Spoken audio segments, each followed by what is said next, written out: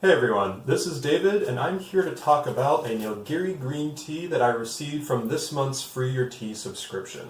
So as a pure green tea, I steeped this from about 30 seconds to a minute at 175 degrees Fahrenheit. So I've never had an Indian green tea before, so it had a very fresh, spring-like green tea flavor that you would expect, and a very, very mild flavor profile. That said, the overall flavor lacked depth to me. The first taste you get is this kind of acerbic, bitter tasting quality, which really tends to linger on the tongue.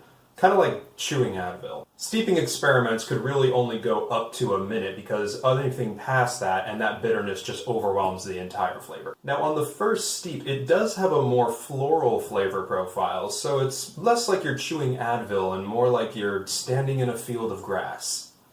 Chewing Advil. There also seems to be more tannins in this tea than I would normally expect for a green tea. Tannins are that thing in red wine that make it taste like you licked the Sahara Desert with your tongue. As a result, it left my mouth feeling pretty dry, and it also cuts flat the flavor. After you swallow, there's absolutely no back end, so all you're left with is that floral, bitter aftertaste with none of the richness that you would expect from a green tea. In order to get rid of that bitterness, I tried putting in some honey, but the problem is that it's such a mild green tea that any of the floral notes completely vanish when you put honey in.